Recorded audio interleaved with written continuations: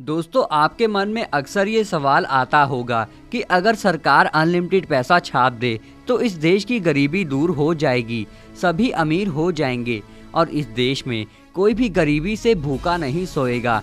अब दोस्तों, आपको मैं बता दूं कि जिम्बाब्वे देश की गवर्नमेंट ने सेम यही डिसीजन लिया था कि वो अब अनलिमिटेड पैसा छाप कर सारा कर्ज चुकता कर देंगे और पूरे देश को अमीर कर देंगे। लेकिन जब उन्होंने ऐसा किया तो आप उस समय की इस तस्वीर को देखिए। अब आप ये सोच रहे होंगे कि वहाँ का बच्चा बच्चा तक अमीर हो गया होगा, लेकिन हम आपको बता दें कि ये बच्चा इतने सारे पैसे लेकर सिर्फ एक ब्रेड का पैकेट खरीदने जा रहा है। यानी कि वहाँ पर एक ब्रेड का पैकेट भी इतना महंगा हो गया कि वहाँ पर छापे गए नोट भी किसी काम के नहीं रहे। यानी सरकार अगर अनलिमिटेड पैसा छाप दे तो उसका नतीजा होगा देश में महंगाई, और तो और उन पैसों की कोई वैल्यू नहीं रहेगी। अब दोस्तों, आपके मन में भी ये सवाल आ रहा होगा कि सरकार आखिरकार पैसा छापती कैसे है। तो दोस्तों, आज की इस वीडियो में हम आपको यही बताएंगे कि सरकार आखिरकार पैसा कैसे छापती है। लेकिन वीडियो में आगे बढ़ने से पहले अगर आप इस चैनल पर नए हैं तो चैनल को सब्सक्राइब करके बेल आइकन को प्रेस करना ना भूलें। तो आइए वीडियो शुरू करते हैं। दोस्तों, सबसे पहले फैक्ट्री में कॉटन के बड़े बड़े बंडल्स आते हैं और अब इन कॉटन के बड़े बड़े ब्लॉक्स को अच्छे से मैश कर दिया जाता है। प्रॉपर तरीके से मैश होने के बाद उस कॉटन को पहले पेपर और उसके बाद पानी के साथ बड़े ड्रम्स में मिलाया जाता है ताकि इससे बनने वाले नोटों में जान आ जाए और मटेरियल की स्ट्रेंथ भी बढ़ जाए। अब उसमें से सारे पानी को निकालने के बाद एक मशीन में डाल दिया जाता है जो कि उस मिक्सचर को बार बार प्रेस करके पेपर बना देती है। अब दोस्तों, आपने देखा होगा कि इंडियन करेंसी पर गांधी जी का वाटरमार्क होता है और यही वाटरमार्क करेंसी को बनाने में सबसे पहले लगाया जाता है। अब एक तरफ पेपर पर वाटरमार्क लगता रहता है और दूसरी तरफ ये पेपर बड़े बड़े रोल्स में वाइंड होता रहता है। अब उस बड़े रोल में से कुछ पेपर का सैंपल इंस्पेक्शन के लिए निकाल लिया जाता है ताकि इंस्पेक्शन में ये चेक किया जा सके कि करेंसी को बनाने में कोई गलती तो नहीं हुई।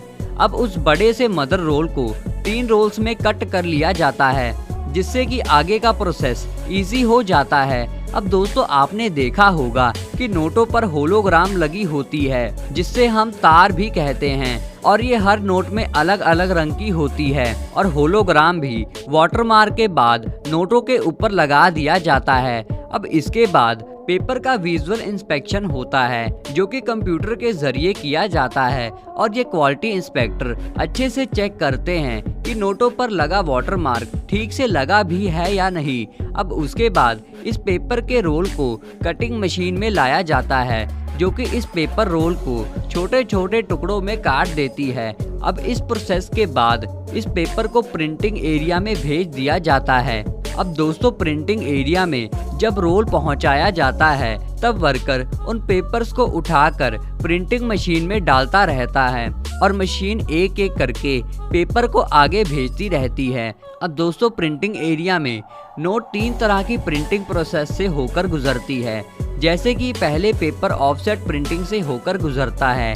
मान ले अगर मशीन 50 यूरो के नोट छाप रही है तो उस नोट में रेड और ग्रीन कलर यूज होता है और इसीलिए मशीन में रेड और ग्रीन कलर वर्कर्स द्वारा डाले जाते हैं। अब इसके बाद क्वालिटी इंस्पेक्टर ये चेक करता है कि करेंसी में लगाया गया कलर कहीं ज्यादा लाइट या फिर ज्यादा डार्क तो नहीं। अब इस प्रोसेस के बाद नोट जाते हैं सिल्क स्क्रीन प्रिंटिंग में। अब जैसे कि इस नोट पर 2000 लिखा है जो कि एक एंगल से अलग रंग का दिखता है और दूसरे एंगल से देखने पर उसका कलर चेंज हो जाता है। तो इसी तरह की प्रिंटिंग सिल्क स्क्रीन प्रिंटिंग में की जाती है। अब लास्ट तरह की प्रिंटिंग को इंटेग्लियो प्रिंटिंग कहा जाता है।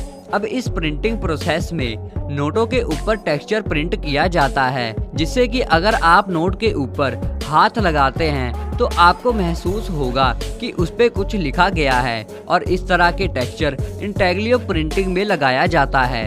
अब इस पूरे प्रिंटिंग प्रोसेस के बाद नोटों को कटिंग मशीन में भेजा जाता है। यहाँ ये कटिंग मशीन इन नोटों को बिल्कुल बराबर के साइजेस में काट देती है और फिर इन तैयार किए गए नोटों को बड़े बड़े बॉक्सेस में पैक करके बैंकों में भेज दिए जाते हैं और जो नोट यहाँ खराब हो जाते हैं उन्हें आरबीआई के पास भेज दिया जाता है और फिर उन नोटों की कटिंग करके दोबारा उतने ही नोट और भी छाप लिए जाते हैं। वीडियो अच्छी लगी हो तो वीडियो को लाइक और चैनल को सब्सक्राइब जरूर कर लें।